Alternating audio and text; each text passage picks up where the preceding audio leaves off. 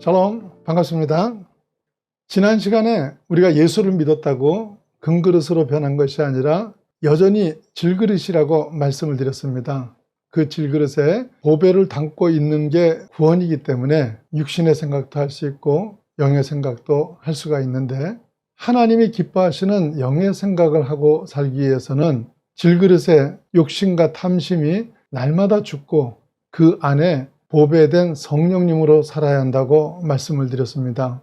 오늘은 로마서 8장 12절에서 16절의 말씀을 가지고 우리가 그런 삶을 살려고 할 때 성령님이 하시는 중요한 역할에 대해서 알아보도록 하겠습니다. 먼저 성령님은 우리 몸의 행실을 죽이도록 도와주십니다. 로마서 8장 12절 말씀입니다. 그러므로 형제들아, 우리가 빚진 자로 돼 육신에게 져서 육신대로 살 것이 아니니라. 우리가 빚진 자라고 했는데 누구에게 빚을 진 겁니까? 예수님께 빚을 졌죠. 무슨 빚을 진 거죠? 구원의 빚을 진 것입니다. 그 빚을 진 우리는 육신을 쫓아서 살 존재가 아니라고 말씀을 하는 겁니다. 그러면서 8장 13절에 너희가 육신대로 살면 반드시 죽을 것이로되 영으로서 몸의 행실을 죽이면 살리니 이랬는데요. 너희는 누구를 말하죠? 구원의 빚을 진 우리들을 말씀하시죠. 너희가 육신대로 살면 반드시 죽을 것이로되 이랬는데요. 이 말은 구원받은 우리도 육신대로 살 수 있다는 말입니까? 없다는 말입니까? 이거는 있다는 말이죠.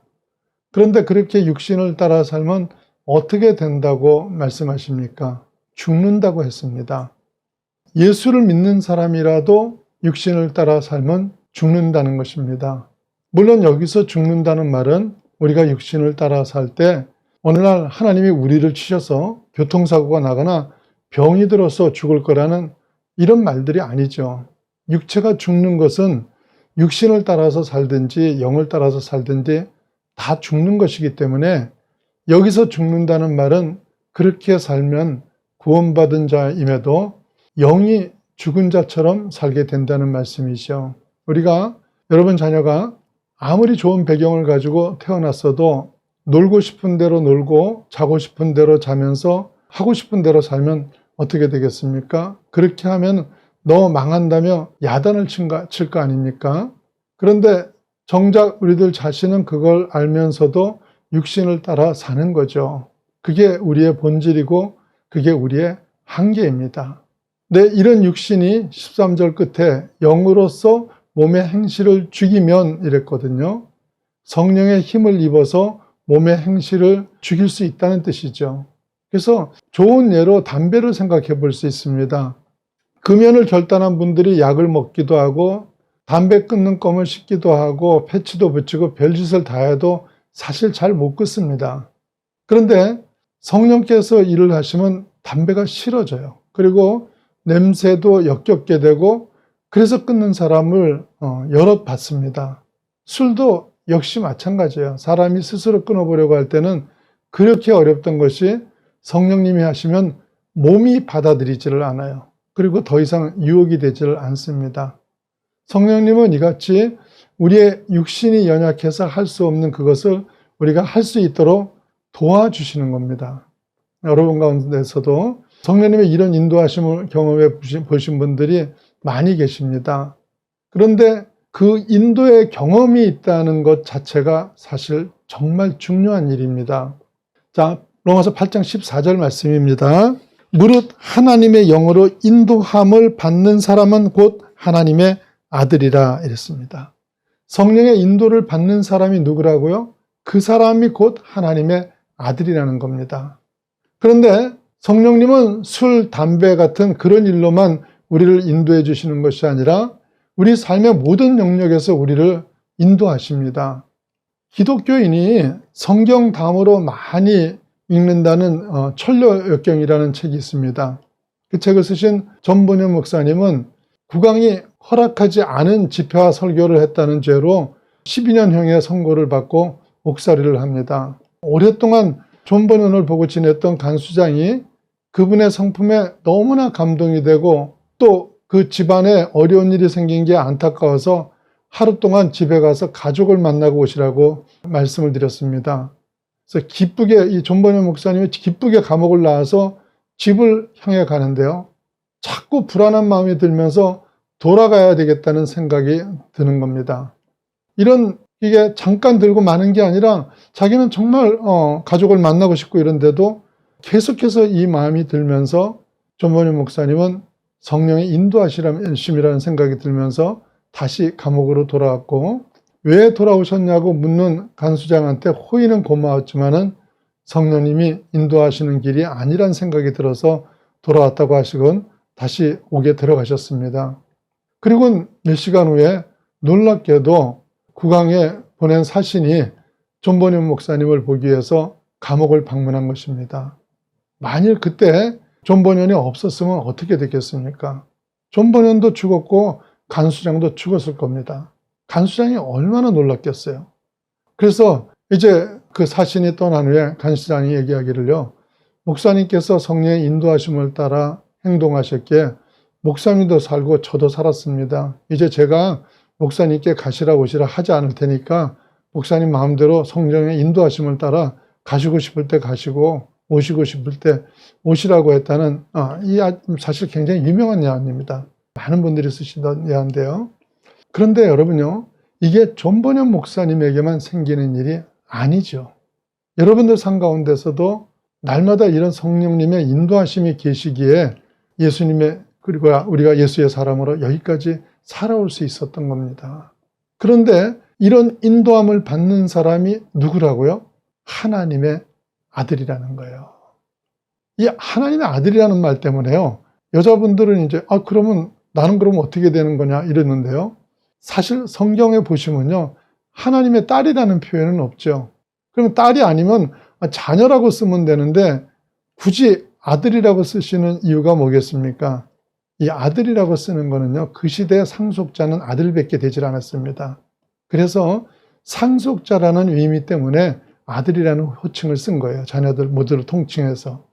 그래서 성경을 쓸 당시에 우리가 그런 문화나 시대를 생각을 해보셔야 돼요. 그래서 우리가 하나님의 상속자라는 걸 강조하기 위해서 자녀란 표현이 아닌 아들이라는 표현을 썼던 것입니다. 자, 8장 15절에 너희는 다시 무서워하는 종의 영을 받지 아니하고 양자의 영을 받았으므로 우리가 아빠 아버지라고 부르짖느니라 이랬어요. 우리를 무섭게 했던 게 있다 그랬죠. 무섭게 했던 게 뭐죠? 율법이죠. 우리는 우리를 다시 두렵게 하고 속박하는 율법의 영을 받는 것이 아니라 하나님의 양자가 되는 성령을 받았으므로 우리가 하나님을 아빠, 아버지라고 부를 수 있게 됐다는 것인데요.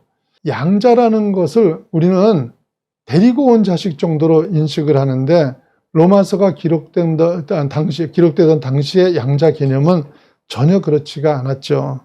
그래서 당시의 양자는요, 노예였던 귀족이었던 양자가 되는 순간에 옛지에서 완전히 해방이 되고 친아들과 똑같이 아버지의 모든 소유와 권리를 상속받게 되는 것이었습니다.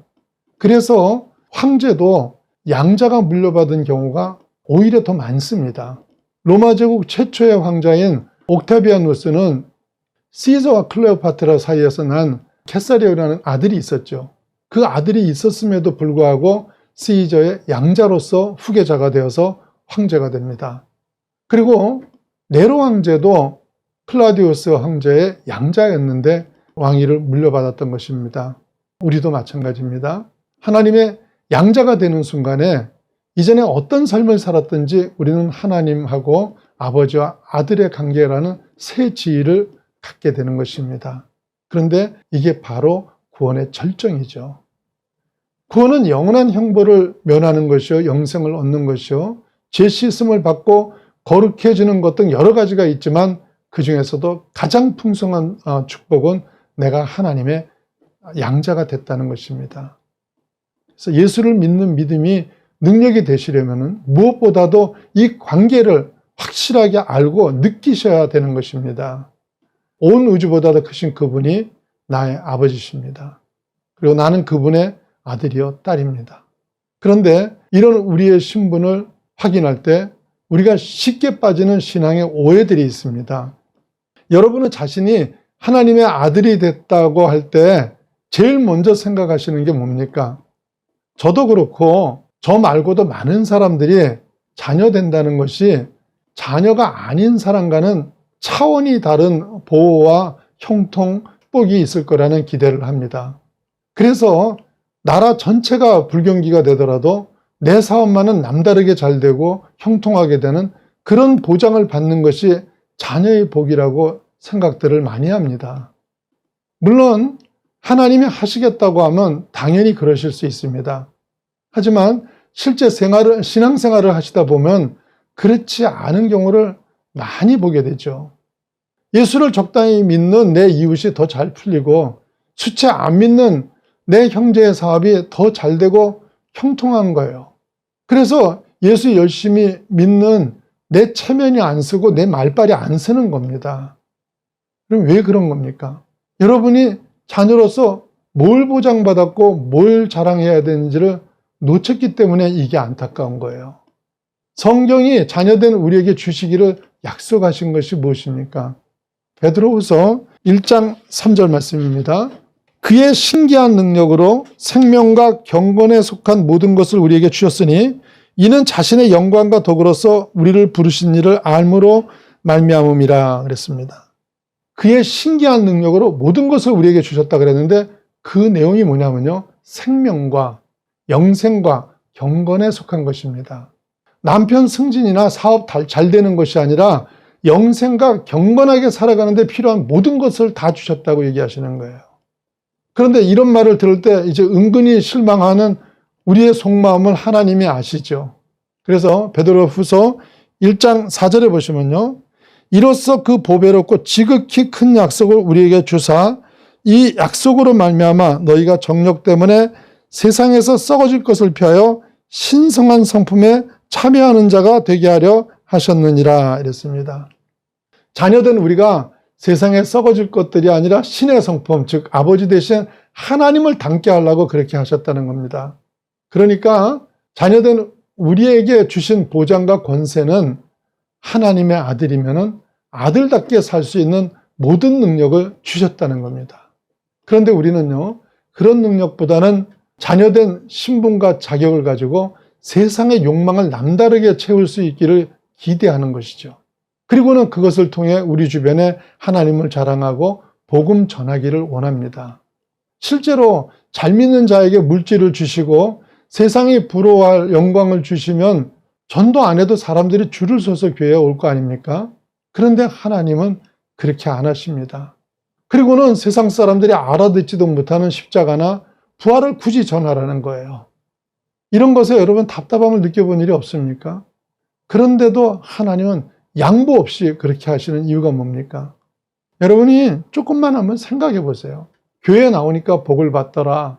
헌금 열심히 하니까 30배, 60배, 100배의 복을 받더라 이러면은 어떤 사람들이 교회에 제일 열심히 나오겠습니까?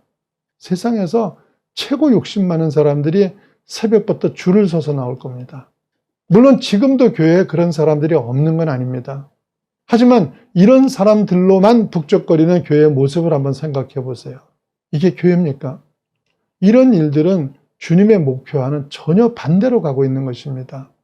그런데도 우리는 계속 이런 기대를 하고 있으니까 신앙적으로 실망하거나 잘못 가게 되는 것입니다. 여러분이 보장받은 것이 무엇입니까? 하나님의 자녀된 신분이고 그 신분에 걸맞게 살 수 있는 모든 것을 다 주신 겁니다. 그 가운데서 가장 중요한 것이 바로 우리 안에 계신 성령님입니다. 그렇다고 우리의 자랑은 무엇입니까?